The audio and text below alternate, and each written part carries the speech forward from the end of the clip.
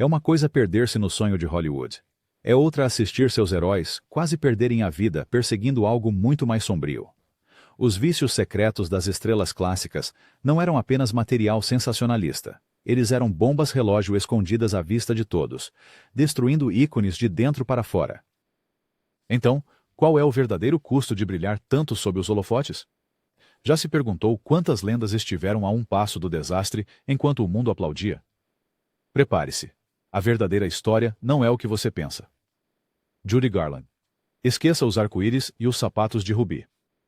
Se já houve um exemplo de como Hollywood devora seus jovens, esse exemplo foi Judy Garland. O estúdio a chamava de a menina da grande voz. Mas fora das câmeras, a MGM estava alimentando-a com algo muito mais sinistro. Um coquetel de anfetaminas e barbitúricos que alimentaria um vício de décadas, e uma tristeza que o público nunca viu chegando. O pesadelo de Garland começou muito antes de o mundo sequer conhecer seu nome. Contratada pela MGM quando era adolescente, ela foi imediatamente presa em uma rede de especialistas do estúdio que controlavam cada detalhe de sua vida. Pílulas dietéticas no café da manhã, pílulas para dormir como sobremesa. Tudo para mantê-la se apresentando incansavelmente. E o preço? Uma dependência crescente que a assombraria pelo resto de sua vida curta e trágica. Quando ela cantou suas últimas notas como Dorothy em O Mágico de Oz, seu vício já era assunto de bastidores nos estúdios. Mas o inferno particular de Judy estava cuidadosamente disfarçado por sorrisos de $1 milhão e estreias reluzentes. O estúdio precisava que ela continuasse trabalhando, não importando o custo. Garland tornou-se uma indústria de uma só mulher, arrecadando milhões, mas suas próprias finanças eram um desastre. Perdidas em contratos ruins, generosidade sem fim e casamentos fracassados. Ela lutou para manter a fachada, conciliando turnês de concertos, televisão e o ocasional filme de sucesso. O mundo aplaudiu seus retornos, como o lendário concerto no Carnegie Hall. Mas nos bastidores, seus demônios ganhavam terreno. A verdadeira desilusão? Mesmo em seus piores momentos, Judy estava cercada por pessoas que precisavam que ela continuasse. Então, as receitas médicas continuavam chegando. As performances nunca paravam e o preço continuava subindo. No final, a overdose acidental de Garland aos 47 anos pareceu menos um choque e mais uma cruel inevitabilidade. O estúdio que a fez também a destruiu. Sua dependência não era apenas um segredo sujo. Era a ferida aberta de Hollywood, infectando-se sob o brilho dos holofotes. A história de Judy Garland não é apenas um conto de advertência. É um lembrete brutal de como a fama pode transformar a luz mais brilhante no esgotamento mais rápido. E ainda assim, o mundo continua cantando suas músicas, quase fingindo que a dor não fazia parte do pacote. Robert Walker. Se Robert Walker parecia assombrado na tela, é porque a escuridão era real e nunca o deixava em paz. Conhecido por sua atuação arrepiante como Bruno Anthony em Strangers on a Train, de Hitchcock, Walker era o garoto americano com um sorriso capaz de vender ingressos de cinema e uma vulnerabilidade que fazia o público torcer por ele. Mas, o que os fãs não viam era o coquetel devastador de desgosto e álcool tomando conta de sua vida, uma promessa falhada de cada vez. A queda de Walker no vício começou não em Hollywood, mas com um coração partido. Ele se apaixonou perdidamente pela colega atriz Phyllis Isley, mais conhecida como Jennifer Jones, e construiu seu mundo ao redor dela. Quando o magnata do estúdio, David Selznick, descobriu Jones e orquestrou sua ascensão, ele também orquestrou sua saída da vida de Walker. O divórcio atingiu Walker como um trem de carga. De repente, o garoto da porta ao lado estava perdido. E Hollywood nunca foi boa em ajudar almas perdidas a encontrar seu caminho de volta. O que se seguiu foi um desenrolar em câmera lenta que nenhum estúdio poderia escrever. Walker continuava conseguindo papéis sólidos. Veja aqui, Soldado Hargrove, e o relógio entre eles. Mas sua bebida tornou-se lendária. O tipo de desastre fora de serviço que deixava os diretores nervosos. Ele não era o bêbado raivoso. Ele era o cara que desaparecia. Mergulhou em sua própria dor, anestesiando cada ferida com mais um copo. Quando assumiu o papel de Bruno, estava vivendo no limite, alternando entre a genialidade e o colapso de um dia para o outro. O vício de Walker era ao mesmo tempo público e invisível. Um problema sobre o qual todos sussurravam, mas ninguém sabia como resolver. Internações hospitalares tornaram-se rotina, mas o tratamento nunca se fixou. A noite em que ele morreu, aos 32 anos, Foi uma verdadeira tragédia à moda de Hollywood. Um psiquiatra deu-lhe um sedativo para acalmar uma crise, sem saber que Walker já tinha álcool suficiente no sistema para desequilibrar tudo. Causa oficial: overdose acidental. Mas qualquer pessoa que prestasse atenção veria um homem destruído pela dor, pelo vício e por um sistema que aplaudia até a última cortina cair. Robert Walker nunca teve seu final feliz em Hollywood. Seu vício secreto foi o papel para o qual ele nunca fez audição, e aquele que roubou os holofotes para sempre: Montgomery Clift. Montgomery Clift não era apenas um rosto bonito.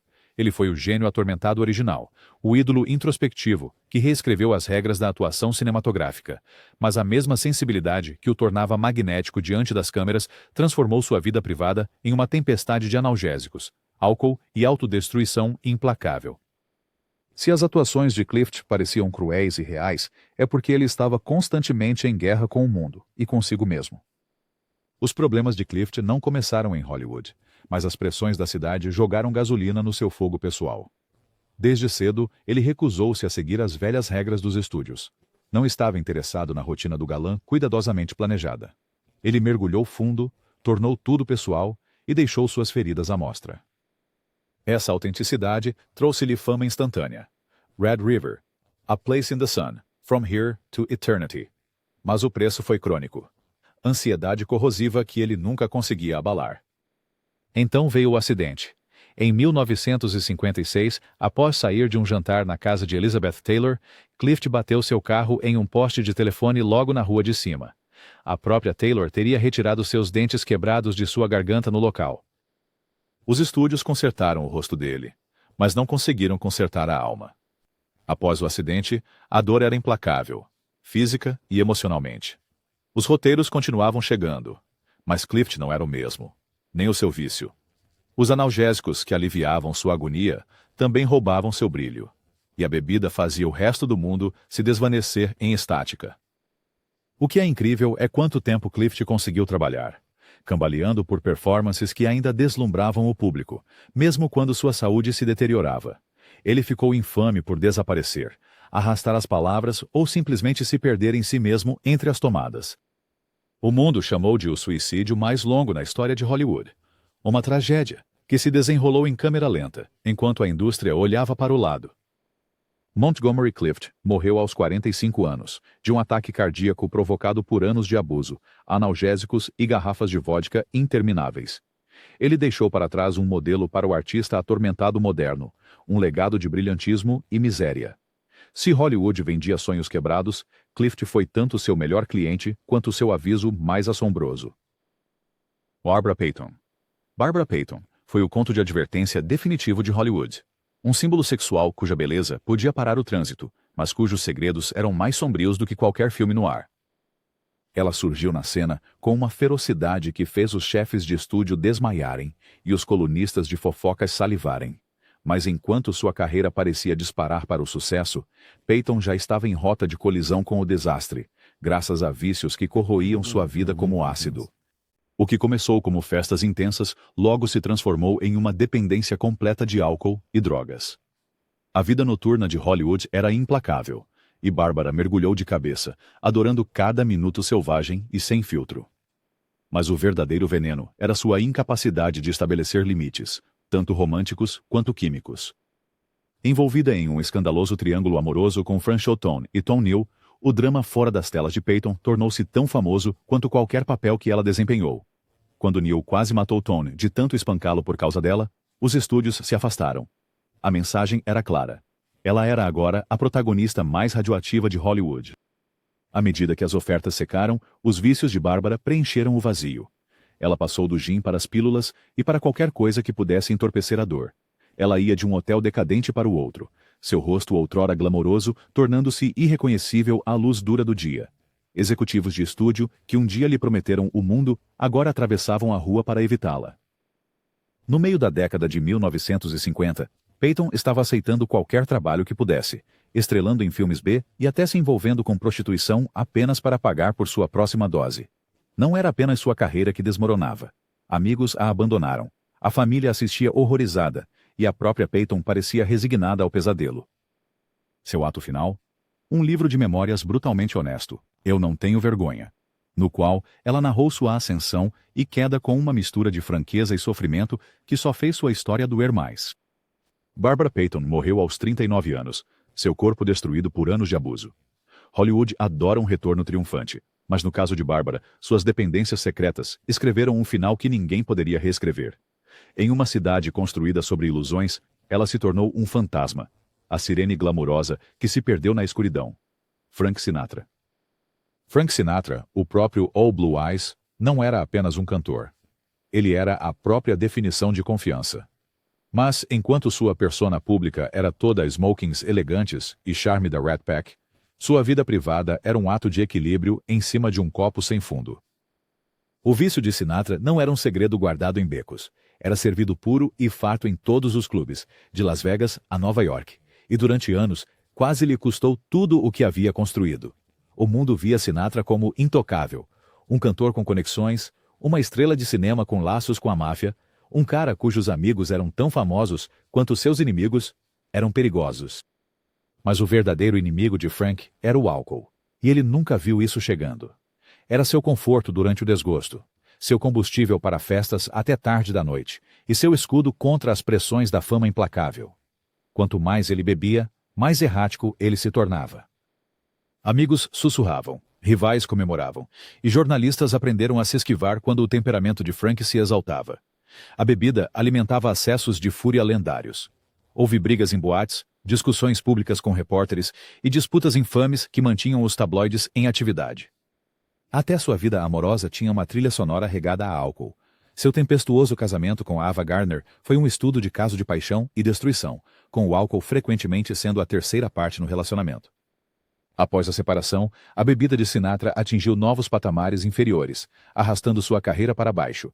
Os shows cessaram, as vendas de discos despencaram e os estúdios perderam interesse. Mas, se Frank sabia como cair, ele também sabia como se reerguer. Ele realizou um dos maiores retornos de Hollywood, com A um Passo da Eternidade. Mas seus hábitos nunca realmente o deixaram. A garrafa sempre pairava, e os rumores de envolvimentos com a máfia garantiam que, mesmo no auge, o perigo nunca estivesse longe.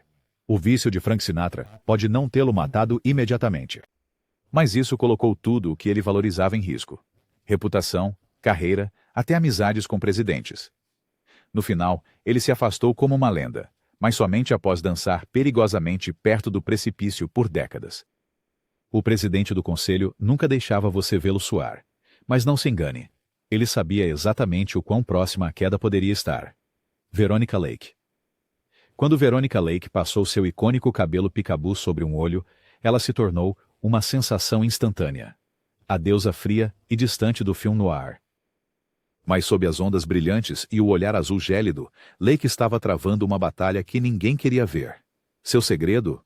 Um vício crescente em álcool começou como um lubrificante social e acabou se tornando seu crítico mais cruel. Hollywood tinha grandes planos para Lake. Ela foi escalada ao lado de Alan Ladd em um filme noir sedutor após o outro.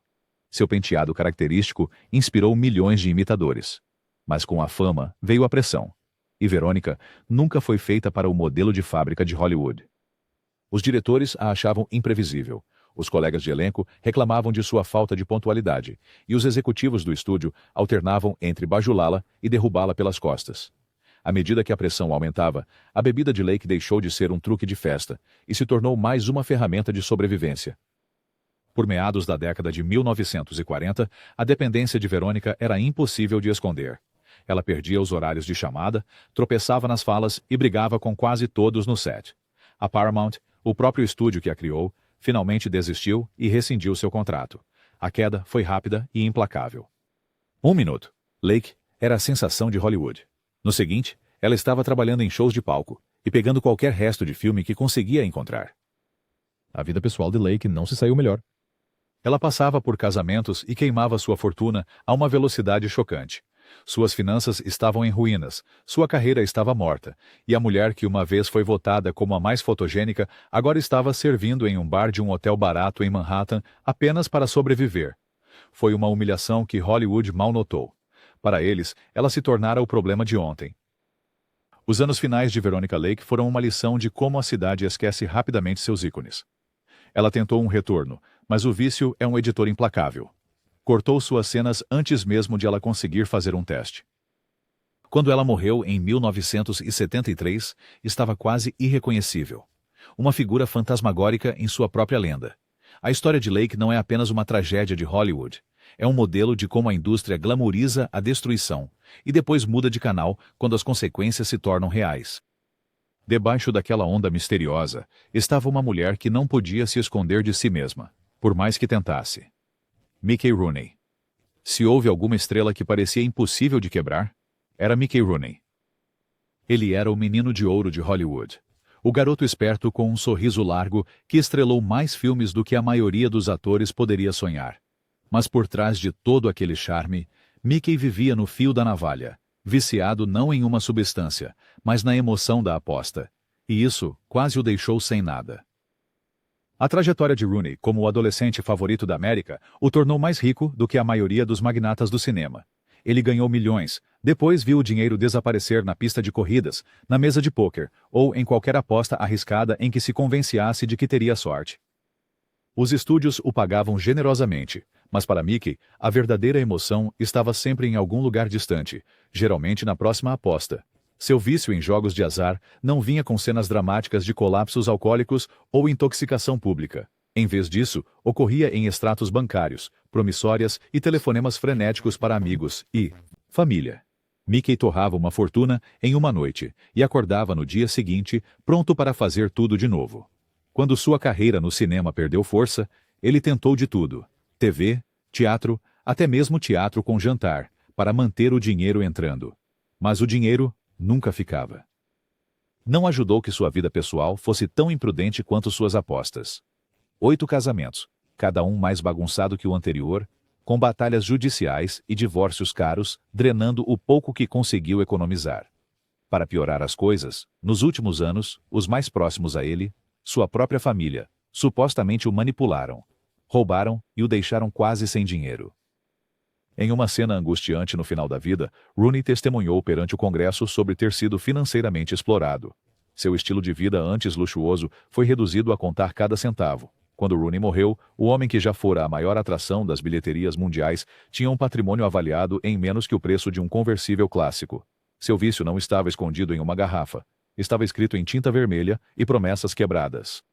A queda de Mickey Rooney é prova de que em Hollywood, às vezes as maiores perdas não vêm de drogas ou álcool, mas do prazer de arriscar tudo e perder. Bela Lugosi. Bela Lugosi não apenas interpretou monstros, ele enfrentou seus próprios demônios. E eles eram muito mais assustadores do que qualquer coisa que Hollywood pudesse imaginar. O homem por trás do Drácula mais icônico da história do cinema deveria ter desfrutado de uma longa e confortável jornada em sua capa de veludo. Em vez disso, a vida de Lugosi transformou-se em uma história de terror da vida real, impulsionada por morfina, metadona e um Hollywood que só o queria quando as luzes estavam baixas e a maquiagem era pesada. A história de dependência de Lugosi começou, como tantas outras, com dor. Problemas crônicos de saúde, físicos e psicológicos, o levaram a buscar alívio. E na década de 1940, isso muitas vezes significava uma receita para qualquer coisa que fizesse a agonia desaparecer. A morfina era o ingresso, e não demorou muito para que a linha entre necessidade médica e dependência se confundisse. Logo, Lugosi estava perseguindo o dragão mais intensamente do que qualquer vampiro persegue uma veia. A tragédia? Enquanto outras lendas do horror como Boris Karloff se reinventaram, Lugosi ficou preso, estigmatizado como o eterno espectro, contratado por centavos e deixado para trás quando a próxima grande novidade surgia. Sua presença outrora imponente foi reduzida a câmeos bregas e produções de baixo orçamento, com pagamentos que mal cobriam sua próxima dose. O mesmo Hollywood, que aclamou sua atuação assustadora em Drácula, não se importou quando ele pediu falência ou implorou por outro trabalho. Nos anos 1950, a morfina e a metadona já tinham feito seu trabalho. As finanças de Lugosi estavam arruinadas, sua reputação era uma piada, e sua saúde física tinha desmoronado. Em um raro momento de honestidade, ele se internou em reabilitação, causando manchetes como uma das primeiras grandes estrelas a buscar tratamento publicamente para a dependência. Mas a essa altura, o dano já estava feito. Bela Lugosi morreu com pouco mais do que um punhado de dólares e um baú cheio de trajes antigos. A ironia é que ele foi enterrado com sua capa de Drácula, para sempre ligado a um papel que lhe trouxe tanto fama quanto ruína. Seu vício secreto não era apenas uma nota de rodapé. Foi a verdadeira maldição que o assombrou até o túmulo, e um aviso de que nem todos os monstros vivem na tela. Dorothy Dandridge. Dorothy Dandridge era o tipo de pioneira que Hollywood adora celebrar, pelo menos no papel. Ela foi a primeira mulher negra a ser indicada ao Oscar de melhor atriz, um verdadeiro ícone cuja beleza e talento exigiam atenção em uma indústria obstinada em ignorando-a. Mas o que as revistas não publicaram foi o peso esmagador que ela carregava, uma agonia privada medicada com comprimidos e álcool que corroía seu espírito até tudo desmoronar. A ascensão de Dandridge foi um milagre por si só. Ela dançou e cantou seu caminho do Dandridge Sisters Musical Act, até papéis principais em filmes como Carmen Jones. Mas quando os aplausos cessaram, as oportunidades também desapareceram. Hollywood, ainda imersa no racismo, a empurrou para um canto, oferecendo apenas papéis estereotipados ou desrespeito descarado. Cada porta que deveria ter se aberto se tornou mais um lembrete de quanto o sistema queria que ela falhasse. Os desgostos pessoais se acumularam. Seu casamento com Harold Nicholas foi um desastre, e sua filha Harolyn nasceu com grave dano cerebral. Uma responsabilidade e tristeza que Dorothy suportou quase totalmente sozinha. À medida que as pressões aumentavam, Dandridge voltou-se para medicamentos prescritos e álcool. Eles ofereciam um escape entorpecente da dor da rejeição, ruína financeira e discriminação incessante. O dinheiro escapou por entre os dedos dela, graças a empresários gananciosos e anos de pagamentos insuficientes. Seguiu-se a falência, ela perdeu sua casa, e até sua saúde começou a declinar. No início dos anos 40, Dandridge vivia quase no esquecimento. Seu telefone já não tocava. Seu público seguia em frente para a próxima descoberta. O golpe final veio quando ela foi encontrada morta em seu apartamento aos 42 anos. A causa oficial foi uma overdose de antidepressivos, embora sussurros de suicídio tenham assombrado seu legado desde então. Dorothy Dandridge quebrou barreiras, mas o mundo a quebrou de volta. Seus vícios secretos eram tanto resultado quanto sintoma de um Hollywood que se recusava a ver seu valor. Ela continua sendo uma lenda, mas sua história é um aviso. Mesmo pioneiros não estão seguros das facas mais afiadas da indústria. William Holden. William Holden era o tipo de estrela que Hollywood foi feito para adorar. Bonito, carismático e incrivelmente legal. Ele venceu um Oscar, protagonizou clássicos como Crepúsculo dos Deuses e Inferno número 18, e passou décadas como o galã que todos os outros invejavam. Mas por trás desse exterior polido, a vida de Holden estava lentamente se desfazendo, copo a copo. Seu verdadeiro parceiro de cena não era um colega glamouroso. Era uma garrafa. E essa relação quase o matou. O vício de Holden não era o caos selvagem, digno de tabloides, de alguns de seus colegas. Ele era mais discreto. Uma erosão lenta mascarada por anos de disciplina profissional e charme público. Mas não se engane. A bebida estava sempre presente, espreitando em festas de encerramento, jantares privados ou noites passadas sozinho em locações distantes. Amigos descreveram um homem que se retraía, recorrendo ao álcool para preencher o espaço que a fama nunca conseguia satisfazer completamente. Ele não era a vida da festa. Ele era o cara que desaparecia nas sombras. Só ele e a garrafa. Com o passar dos anos, o hábito de Holden tornou-se impossível de ignorar. Diretores resmungavam sobre sua falta de confiabilidade. Produtores se preocupavam com o seguro. E velhos amigos assistiam com frustração impotente enquanto um dos seus se apagava diante de seus olhos. Ele conseguiu um retorno na década de 1970, ganhando novo reconhecimento por network. Mas os demônios nunca estavam longe. As relações de Holden, especialmente com Audrey Hepburn e Brenda Marshall, racharam sob pressão, deixando-o cada vez mais isolado. A tragédia atingiu seu ápice em 1981. Sozinho em seu apartamento em Santa Mônica, Holden, embriagado, escorregou, bateu a cabeça em uma mesa de cabeceira e morreu de hemorragia, incapaz de chamar por ajuda. Seu corpo não foi encontrado por dias. O fim foi tão solitário quanto sem sentido. E as manchetes foram brutais, mais uma lenda perdida para o vício. William Holden continua a ser uma das estrelas mais magnéticas de Hollywood, mas seu segredo estava sempre ali, no fundo do poço. Ele não se despediu em um momento de glória, mas em um faide silencioso e doloroso. Seu talento finalmente não foi páreo para o vício que o perseguiu por décadas. Frances Farmer. Frances Farmer tinha tudo o que Hollywood poderia querer. Aparência marcante, talento inegável e uma veia rebelde que a diferenciava das estrelas tradicionais de sua época. Mas às vezes, as mesmas coisas que te tornam especial são aquelas que te destroem.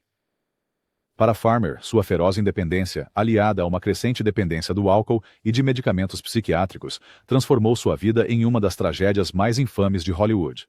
A carreira de Farmer decolou rapidamente no final dos anos 1930. Ela impressionou os críticos em filmes como Almas em Fúria e parecia destinada ao superestrelato. Mas Frances nunca seguiu as regras, e Hollywood odeia um elemento imprevisível. Ela entrou em confronto com os executivos do estúdio, zombou das jogadas de publicidade e se recusou veementemente a fingir sorrisos para as câmeras. Os tabloides a retratavam como difícil e instável, e os rumores só aumentavam a pressão. Para lidar com o estresse crescente, Farmer recorreu ao álcool, uma muleta que oferecia alívio rápido, mas trazia caos crescente. Seus surtos tornaram-se públicos, e após uma série de problemas legais, ela foi internada em uma instituição mental. O verdadeiro horror começou ali.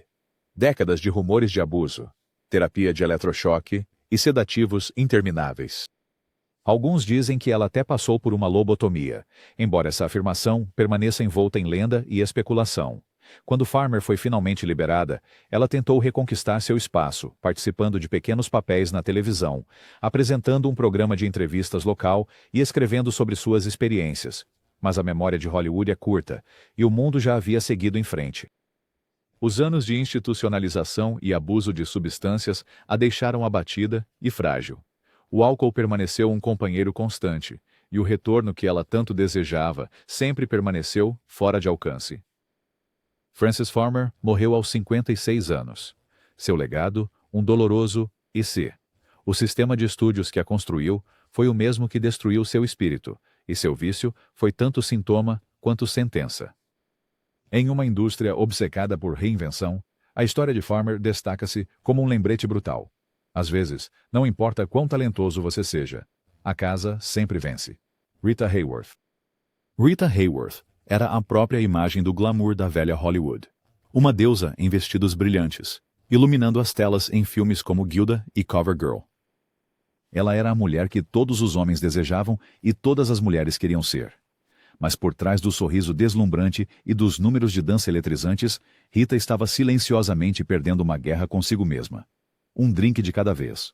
A transformação de Hayworth em uma estrela foi tão cuidadosamente orquestrada quanto qualquer mito de Hollywood. Os chefes do estúdio mudaram seu nome, alteraram sua linha do cabelo com eletrólise dolorosa e tingiram seu cabelo de um vermelho ardente. A nova Rita era uma sensação, mas a verdadeira mulher sentia que estava desaparecendo. Fora das câmeras, Rita enfrentava solidão, desilusões amorosas e o peso esmagador de expectativas impossíveis. Ela suportou uma sucessão de casamentos fracassados, incluindo uniões de manchete com Orson Welles e o príncipe Ali Khan, cada um deixando-a mais isolada e ansiosa. A imprensa só viu a festas e os premiers.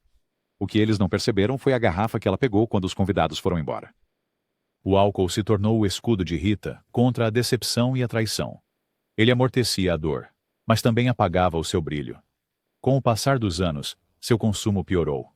Diretores começaram a notar seus deslizes, esquecendo falas, perdendo deixas. Ela foi considerada difícil, depois ultrapassada. E, eventualmente, as ofertas cessaram. O público descartou isso como apenas mais uma estrela envelhecendo e perdendo o toque. Mas havia mais acontecendo. Os lapsos de memória e o comportamento errático de Rita eram, na verdade, sintomas iniciais da doença de Alzheimer. Uma condição que quase ninguém entendia na época e que a imprensa cruelmente diagnosticou erroneamente como puro alcoolismo. As últimas décadas de Hayworth foram marcadas pela pobreza, confusão e um declínio doloroso. Sua fortuna desapareceu devido à má administração e contas médicas, deixando-a dependente da filha e de velhos amigos. Quando morreu em 1987, Hollywood praticamente tinha esquecido a mulher que uma vez definiu a beleza nas telas de cinema. O vício de Rita Hayworth e a doença escondida por trás dele permanecem como uma das histórias mais trágicas da história do cinema. Uma deusa caída, não por escândalo, mas por segredos que ninguém pôde ver até que fosse tarde demais. Dana Andrews. Dana Andrews era o tipo de ator que tornava o estoicismo atraente, um galã de fala mansa com um queixo esculpido pela ambição. Ele dominou a tela em clássicos como Laura e Os Melhores Anos de Nossas Vidas. Mas por trás daqueles olhos firmes havia uma luta secreta sobre a qual quase ninguém, na América dos anos 1940, queria falar. Enquanto o público via um herói confiável e masculino, Dana estava travando uma batalha implacável contra o alcoolismo que sombreou cada passo de sua carreira. Andrews não era o típico wild man de Hollywood. Ele era disciplinado, perspicaz, e durante anos manteve seu vício em segredo, até mesmo de sua família. Sua rotina era notoriamente rígida. Ele chegava ao set pronto para trabalhar, falas memorizadas, cada gravata perfeitamente ajustada. Mas assim que as câmeras paravam de gravar, a verdadeira atuação começava. Bebida após bebida, ele estava entorpecendo as ansiedades da fama, do perfeccionismo e a sensação crescente de que o mundo que ele havia conquistado estava prestes a seguir em frente sem ele. Nos anos 1950, as rachaduras começaram a aparecer. A bebida, que antes era um segredo bem guardado, tornou-se impossível de esconder. Os diretores ficaram frustrados com suas falas esquecidas, fala arrastada e mudanças de humor imprevisíveis. O trabalho secou. Um dos atores mais bem pagos de Hollywood agora estava buscando trabalhos na televisão e pequenos papéis, tentando desesperadamente manter seu nome vivo enquanto seu vício drenava suas finanças e quase destruía seu casamento. Mas aqui está o que diferenciava Andrews. Ele eventualmente enfrentou seus demônios de frente. No final da década de 1960, em uma época em que reabilitação era uma palavra suja em Hollywood, Dana ficou sóbrio e depois falou publicamente na esperança de que sua história pudesse ajudar outros.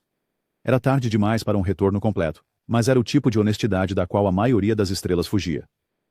Dana Andrews viveu seus últimos anos em tranquila obscuridade, como corretor de imóveis no Vale. Seus dias de glória em Hollywood, apenas uma memória. Seu vício não o matou, mas roubou os melhores anos de sua vida. E para isso, não há reescrita de estúdio. Errol Flynn. Errol Flynn foi o bad boy original de Hollywood, o herói imprudente e ousado que saltava de muralhas de castelos para as manchetes de milhares de tabloides. Na tela, ele era a ideia perfeita de um rebelde para qualquer garoto, desde Capitão Blood até as aventuras de Robin Hood. Mas o verdadeiro perigo de Flynn não era uma luta de espadas. Era a incessante tempestade de álcool e morfina que o seguia do set para a festa decadente e, eventualmente, para a beira do esquecimento. Os apetites de Flynn eram lendários, mesmo para os padrões da Era de Ouro. Ele viveu rápido e intensamente, gastando fortunas em iates, mulheres e festas sem fim. A expressão "in like Flynn" tornou-se uma abreviação cultural para uma vida selvagem e sem consequências, mas as festas escondiam uma dor mais profunda. Flynn usava álcool e drogas para escapar do tédio, da insegurança e de uma sensação crescente de que o mundo real nunca era tão excitante quanto sua própria lenda. No final da década de 1940, o encantador aventureiro estava se tornando uma piada em Hollywood. A aparência de Flynn começou a desvanecer, seu corpo castigado por anos de excessos. Ele aparecia bêbado nos sets, arrumava brigas e aceitava qualquer papel que pagasse o suficiente para manter a festa. A morfina entrou em cena como um remédio para a dor física crescente, mas só piorou as coisas. Sua energia lendária desapareceu, substituída por uma casca melancólica e imprevisível do seu antigo eu. Desesperado por dinheiro, Flynn vendeu seus bens mais preciosos, incluindo seu amado iate, e até escreveu uma autobiografia sem censura, My Wicked, Wicked Ways, que expôs o caos e o charme de sua vida. Tornou-se um best-seller, mas os royalties não conseguiram resgatá-lo de seus próprios piores hábitos. Flynn morreu aos 50 anos, em um pequeno apartamento em Vancouver. Seu corpo outrora heróico, devastado por cirrose, doenças cardíacas e dependência. Sua conta bancária estava vazia, sua reputação arruinada, e o mundo que ele outrora encantou mal percebeu. Hollywood o lembra como o herói aventureiro definitivo, mas o verdadeiro Flynn era um homem à deriva, perdido para os próprios vícios que ele fazia parecer tão glamurosos. No final, a única coisa da qual ele não conseguiu escapar foi de si mesmo. Alan Ladd. Alan Ladd era a resposta de Hollywood à masculinidade estoica. Um homem de poucas palavras, com olhos azul glaciar e uma intensidade latente que iluminava cada filme no ar em que participava. Como estrela de Shane e este mundo é um hospício, a imagem de LED era de poder silencioso. Mas, longe dos holofotes, seu silêncio escondia uma batalha com álcool e analgésicos, que transformou seus últimos anos em uma tragédia em câmera lenta. A infância de LED foi uma história de azar, pobreza, um pai ausente e uma sensação vitalícia de ser menos do que os outros. Sua baixa estatura em uma cidade obcecada por homens altos não ajudou sua autoestima, e não importava quantos sucessos de bilheteria ele entregasse, LED sempre parecia travar uma guerra particular por aceitação. Quando antigas lesões começaram a assombrá-lo, os médicos recorreram ao remédio universal da época, pílulas. Adicione uma dependência crescente de álcool e a armadura de LED começou a rachar. O sistema de estúdios não o favoreceu. À medida que a Era Dourada cedeu lugar ao realismo rude do final dos anos 50 e 60, os papéis para durões tradicionais secaram. LED, já abalado pela dor crônica e insegurança, encontrou conforto em um frasco de prescrição e um suprimento constante de uísque.